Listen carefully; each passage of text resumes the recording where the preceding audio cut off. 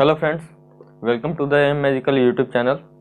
इस वीडियो में हम लोग बात करेंगे जो ये ऊपर लिखा हुआ है हमारा ये टॉपिक, अग्रिम सूर्योदय तथा विलंब सूर्यास्त। ये जो टॉपिक है इसके बारे में बात करेंगे। इसके अलावा भी 3-4 और टॉपिक है, उसके बारे में डिस्कस करेंगे। ये जो हमारा चैप्टर है मानव नेत्र तथा रंग बिरंगा संसार, इसको इस वीडियो में पूरा खत्म कर देंगे। तो इसको समझने के लिए एक हम डायग्राम बनाते हैं। यहाँ पे ये हमारा पृथ्वी और ये है पृथ्वी का वायुमंडल। पृथ्वी का वायुमंडल है। यहाँ हमें सूर्य के बारे में बात किया, तो यहाँ पे सूर्य भी बना लेते हैं। अग्रिम सूर्योदय तथा विलंब सूर्यास्त, यानी कि सूर्योदय और सूर्यास्त के बारे में। तो सूर्योदय कब होता है? जब पृथ्वी के ऊपर हमारा सूर्य पहुंच जाता है तो सूर्योदय हो जाता है। तो यानी कि यह अग्रिम यानी कि सूर्योदय से पहले का स्थिति को बनाना है। तो यानी कि पृथ्वी से नीचे रखेंगे सूर्य को। यहाँ पे सूर्य है, मान लीजिए ये सूर्य है। और विलंब सूर्यास्त यानी कि सूर्यास्त के बाद का बात।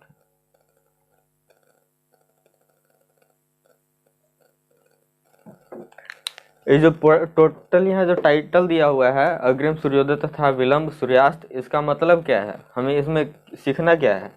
हमें इसमें यह बताना है कि सूर्य से सूर्योदय जो वास्तविक सूर्योदय है उससे पहले हम सूर्य को देख लेते हैं, और सूर्यास्त जो वास्तविक सूर्यास्त होने के बाद भी हम सूर्य को देख पाते हैं। तो वह किस कारण से देख पाते हैं, उसी के बारे में यहाँ चर्चा करना है। इससे पहले हम लोगों ने पढ़ा था कि तारे का टिमटिमाना ग्रह का क्यों नहीं टिमटिमाता है, इसके बारे में। तो वो टॉपिक कौन सा था?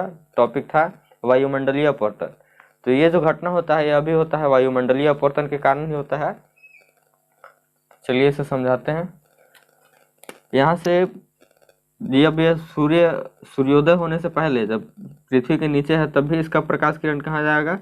तिरछा ही जाएगा, मगर यहाँ पड़ेगा, पृथ्वी के वायुमंडल में जाएगा। उसके बाद ये अपवर्तन इसका हो जाएगा। और हम मान लीजिए यहाँ पे खड़े हैं, सूर्य पृथ्वी से नीचे है लेकिन हमारे आँख तक पहुँच रहा है। क्यों हो रहा है? तो वायुमंडल में सूर्य के प्रकाश का अपवर्तन हुआ है, जिसके कारण ये हो रहा है। और यहाँ भी सेम वही स्थिति होगा।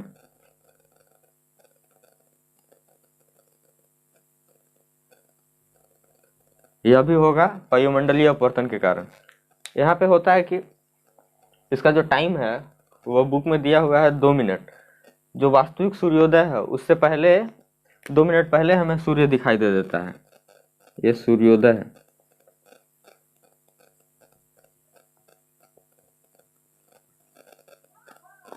और ये है सूर्यास्त।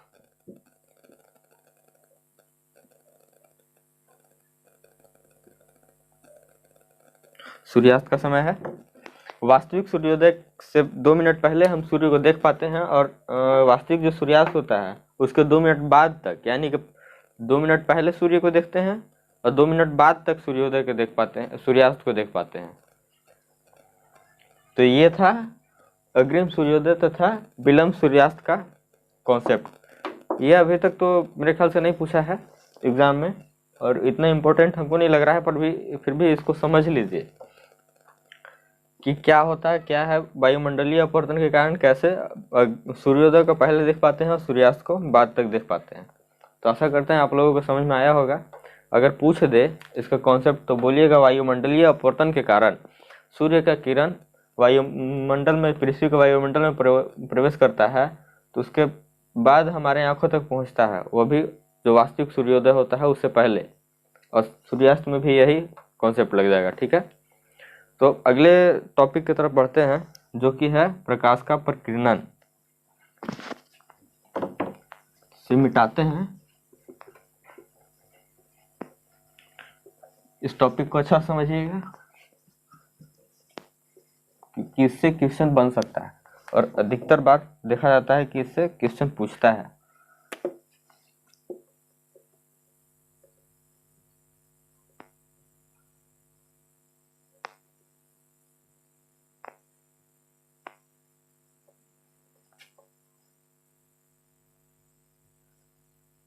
प्रकाश का प्रकीर्णन। प्रकाश का प्रकीर्णन क्या होता है? जब भी कोई प्रकाश किसी छोटे पार्टिकल, डस्ट पार्टिकल, कोई भी छोटा कण पे पड़ता है तो प्रकाश के किरण को फैला देता है, और इसी घटना को कहते हैं प्रकाश का प्रकीर्णन। मान लीजिए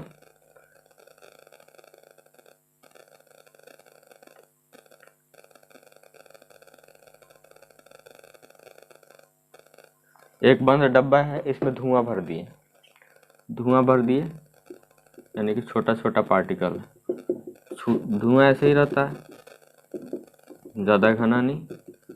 धुआं का कण कितना छोटा हो सकता है आप लोग अनुमान लगा सकते हैं, बहुत छोटा छोटा कण होगा। इसमें क्या होगा, इधर से प्रकाश किरण आया, पहले इससे टकराया, इससे टकराने के बाद ये बहुत छोटा पार्टिकल है, इसमें क्या होगा कि ये प्रकाश के जो किरण है उसको चारों तरफ फैला देगा। इधर भी फैलाया, इधर फैलाया, इधर फैलाया, इधर भी, चारों तरफ फैला देगा।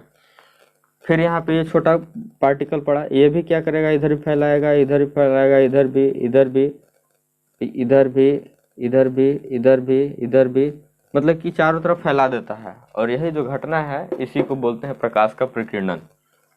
मतलब कि एक स्रोत से आया और छोटा पार्टिकल पे पड़ा, छोटा कण पे पड़ा, उसके बाद वह प्रकाश के जो किरण है उसको चारों तरफ फैला देता है। इसी घटना को कहते हैं प्रकाश का प्रकीर्णन। जिसके कारण अगर धुआं कहीं पे है, जैसे यहाँ पे जार दिखा है, धुआं में देखिएगा लाइट यानी कि लेजर लाइट का प्रयोग कीजिएगा तो क्या होगा कि धुआं पूरा उजाला उजाला दिखता है। इसी के कारण जो है बादल जो है हमारा वह वाइट क्यों दिखता है, इसी के कारण होता है। प्रकाश जब सूर्य से आता है, बादल में पड़ता है, उसके बाद ऊपर का जो सबसे पहले जो सूर्य का किरण जिस बादल पे पड़ता है वह वाइट हो जाता है। ऐसा नहीं कि सारा मतलब कि प्रकाश उसी पे पड़ गया, पड़ता है, लेकिन जो भी प्रकाश का किरण पड़ा उसमें ही उसको प्रकीर्णित कर दिया, फैला दिया। उसके बाद उसके जो नीचे बादल होता है उस तक प्रकाश पहुंच ही नहीं पाता है, जिसके कारण नीचे वाला जो बादल होता है वो काला होता है। ये सब आप लोग अपने ज़िंदगी में ज़रूर देखे होंगे, इसीलिए इसका एग्जाम्पल बताया। अब इसी के अंदर पढ़ना है, जो आसमान का रंग होता है वह नीला होता है, क्यों?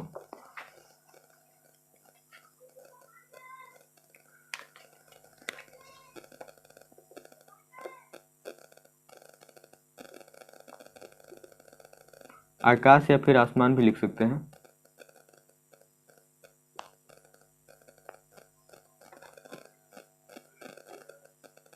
नीला क्यों होता है? ठीक है, ये जो टॉपिक पढ़ा है प्रकाश का प्रकीर्णन उसके कारण होता है, तो इसे भी समझते हैं। ये है छोटा सा पृथ्वी, ठीक है,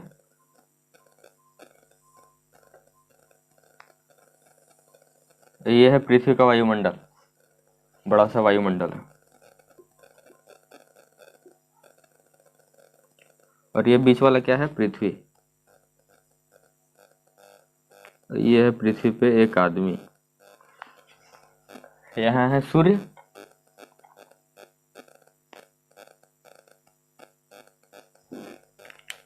अब क्या होगा, आप तो जानते हैं हवा में बहुत सारा छोटा छोटा पार्टिकल होता है।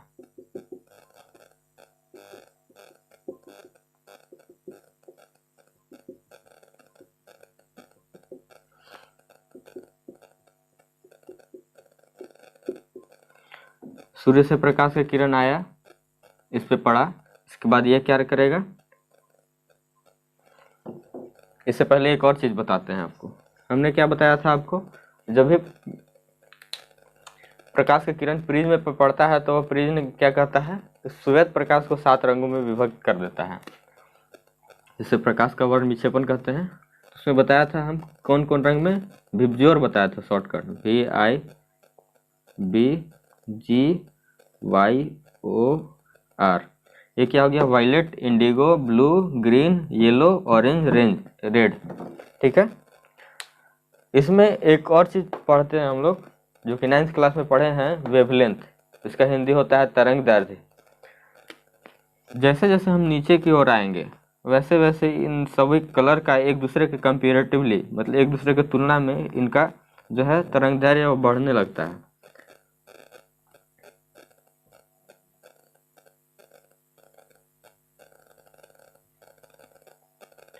ये हो गया तरंग दैर्ध्य। इसे अंग्रेजी में लिखते हैं वेवलेंथ।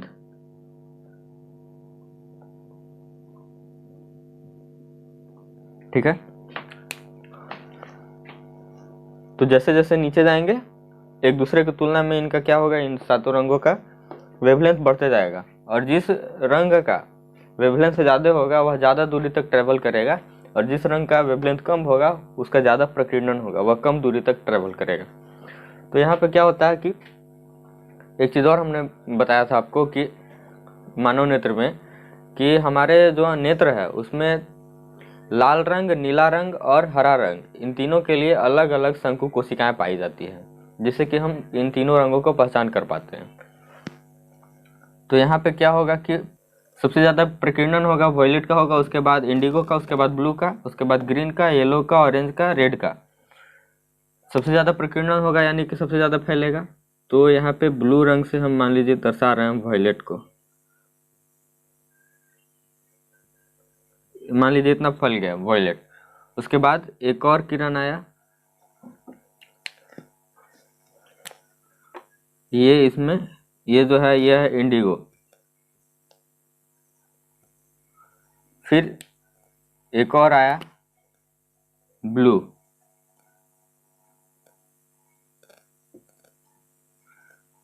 प्रकीर्णन का मतलब आपको बताया कि पूरे प्रकाश को चारों दिशाओं में फैल जाना, हर तरफ फैल जाना।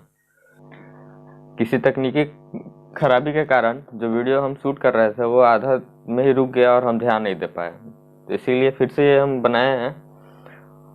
इसमें इससे पहले हमने बता दिया है कि ये प्रकाश का प्रकीर्णन हो रहा है, तो जिसका कम वेवलेंथ है उनका ज़्यादा प्रकीर्णन हो जाएगा, और जिसका ज़्यादा वेवलेंथ है उनका कम प्रकीर्णन होगा और ज़्यादा दूरी तक निकल जाएंगे। यानी कि सिंपल सी बात है, मान लीजिए कोई बैटरी वाला साइकिल है, कोई है कि फुल चार्ज है, कोई आधा चार्ज है। जो फुल चार्ज है वो ज़्यादा दूरी तक जाएगा, कोई आधा चार्ज है तो कम दूरी तक जाएगा। वही कॉन्सेप्ट यहाँ भी है, जिसका वेवलेंथ ज़्यादा है वो ज़्यादा दूरी तक जाएगा, और जिसका वेवलेंथ कम है वह कम दूरी तक जाएगा। तो जिसमें कि ब्लू है, ब्लू का वेवलेंथ कम है, और इसका ब्लू रंग का जो शंकु कोशिका हमारे आँख में है, इस जिसके कारण इसका कम वेवलेंथ है, इसीलिए ये ज़्यादा फैल जाएगा वायुमंडल में, और हम इसे आसानी से देख सकते हैं क्योंकि हमारे जो आँख है इसमें शंकु कोशिका ब्लू रंग का है। इन सब का भी प्रकीर्णन होगा, लेकिन हम ब्लू रंग को स्पष्ट रूप से देख सकते हैं क्योंकि हमारे आँख में ब्लू रंग का शंकु कोशिका है। ग्रीन रेड का भी है शंकु कोशिका, लेकिन उसे क्यों नहीं देख पाएंगे, क्योंकि उनका प्रकीर्णन कम होगा। प्रकीर्णन कम होगा क्यों, क्योंकि ब्लू से ग्रीन का और रेड का दोनों का वेवलेंथ ज़्यादा है। तो अगर आपसे पूछे एक नंबर में कि आसमान नीला क्यों प्रतीत होता है, तो उसका आंसर हो जाएगा कि प्रकाश के प्रकीर्णन के कारण जो आसमान है वह नीला प्रतीत होता है। लेकिन अगर इसे लंबा 3-4 नंबर में पूछ लिया तो इसका आंसर दीजिएगा कि आसमान में प्रकाश के प्रकीर्णन के कारण जो आकाश है वह नीला प्रतीत होता है, क्योंकि नीले रंग का जो वेवलेंथ है वह कम होता है, जिसके कारण आसमान में उसका प्रकीर्णन ज़्यादा होता है, जिसके कारण हमें जो आसमान है वह नीला दिखाई प्रतीत होता है। ठीक है, इसका आंसर इस प्रकार से होगा। इसको मिटाते हैं, अब आगे के टॉपिक की तरफ चलते हैं। तो आशा करते हैं आप लोगों को यह समझ में आया होगा टॉपिक।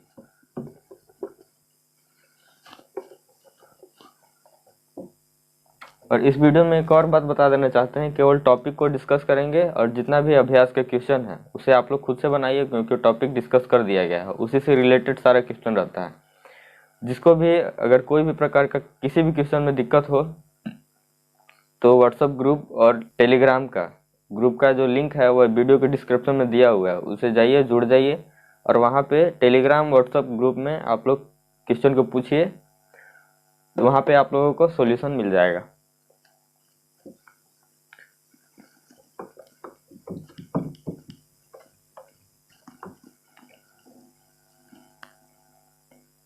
अगला जो टॉपिक है वह है कि सूर्य का रक्ताभ दिखाई देना।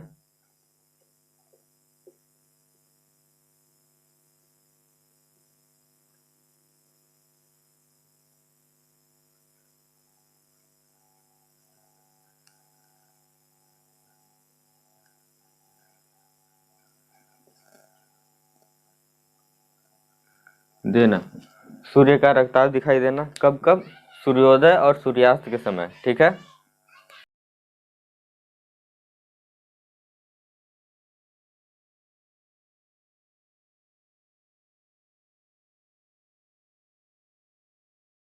मान लीजिए ये हमने पृथ्वी बनाया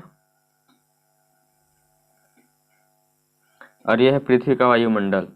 ठीक है, सूर्य का रक्ताभ दिखाई देना कब? सूर्योदय और सूर्यास्त के समय, यानी कि जो पृथ्वी से नीचे होगा सूर्य, या फिर बराबर में कह सकते हैं ये सूर्य है, और सूर्यास्त होगा तो भी मान लीजिए यहाँ पे है। अब सूर्य से जो निकला किरण है वह तिरछा आया, वायुमंडल में प्रवेश किया, और मान लीजिए यहाँ पे कोई व्यक्ति है, उसके बाद अपवर्तन हुआ थोड़ा सा, उसके बाद इधर आया किरण, यहाँ से भी सेम यही प्रोसेस होगा।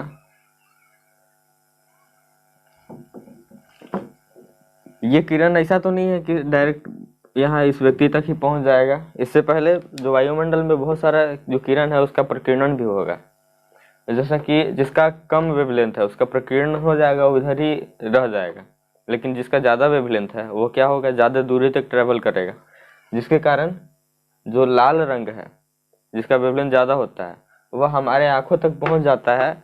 और जैसे कि यहाँ हमने क्या बताया, विबजियोर, इसे शॉर्टकट याद रखिए।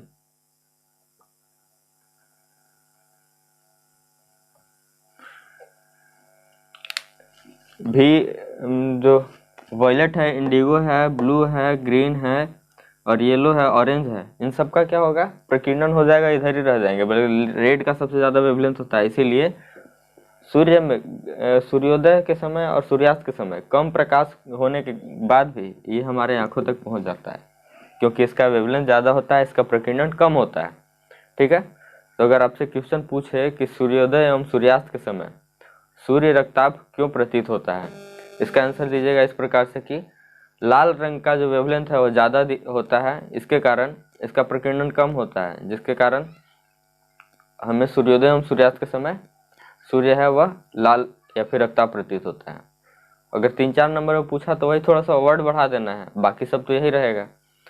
तो क्या वैसे लिखिएगा कि सूर्योदय एवं सूर्यास्त के समय सूर्य रक्ताभ प्रतीत होता है, क्योंकि सूर्य से निकलने वाली प्रकाश किरणें जिनका कम तरंग दैर्घ्य होता है वह प्रकीर्णित हो जाते हैं, लेकिन जिनका जो तरंग दैर्घ्य है वह ज़्यादा होता है वह पृथ्वी के वायुमंडल को भेदते हुए हम तक पहुंचते हैं, जिसके कारण सूर्य है सूर्योदय एवं सूर्यास्त के समय रक्ताभ प्रतीत होती है। या फिर इसे इस तरह से भी लिख सकते हैं कि सूर्य से निकलने वाली प्रकाश किरणें जिनका जो वेवलेंथ कम होता है उनका प्रकीर्णन हो जाता है, लेकिन जिनका वेवलेंथ ज़्यादा होता है उनका प्रकीर्णन कम होता है, जिसके कारण सूर्योदय एवं सूर्यास्त के समय सूर्य जो है वो रक्ताभ प्रतीत होता है।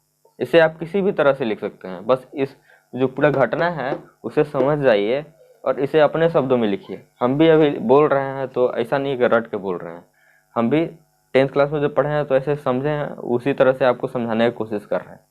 इसीलिए समझिए ताकि किसी को समझा सके। ठीक है, विबजियोर। अच्छा, एक चीज़ और भूल गए थे हम इससे पहले का वीडियो में जो बताया है, जब प्रकाश का वर्ण विक्षेपण जो बताया हम, प्रिज्म से जब श्वेत प्रकाश पार होता है तो 7 रंगों में विभक्त हो जाता है, विभक्त यानी कि बढ़ जाता है, उसमें हमने बता दिया था ये विबजियोर। ये शॉर्टकट तरीका तो है ज़रूर विबजियोर। जब प्रकाश किसी प्रिज्म से पार होता है तो 7 रंगों में बढ़ जाता है, ये हमने बताया था। लेकिन जो क्रम है ये विबजियोर का ये उल्टा होता है। एक यहाँ पे red, yellow, orange, yellow, green, blue, indigo, violet. आपको दिख रहा है, यानी कि भी ये जो है यह उल्टा हो जाता है यहाँ पे क्रम, तो आप यहाँ पे सुधार लीजिएगा। तो चलिए अब इसके आगे का टॉपिक भी देखते हैं। एक छोटा सा टॉपिक है, उसे भी देख लेते हैं।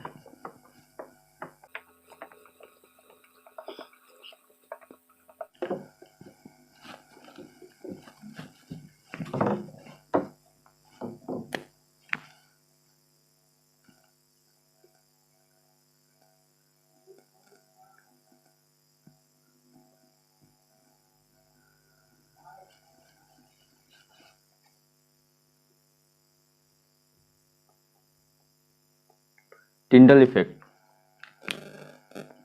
इसे पढ़ना है। तो इसने क्या बताया, कोई साइंटिस्ट थे, टिंडल करके नाम था उनका, टाइटल टिंडल था, इसीलिए इस इफेक्ट का नाम टिंडल इफेक्ट पड़ा। तो उन्होंने बताया कि जब भी कोई कोलाइडी विलयन से कोई प्रकाश का किरण पार होता है, तो कोलाइडी विलयन जो है उस प्रकाश के किरण को प्रतिनिधित्व कर देता है, इसे ही कहते हैं टिंडल इफेक्ट।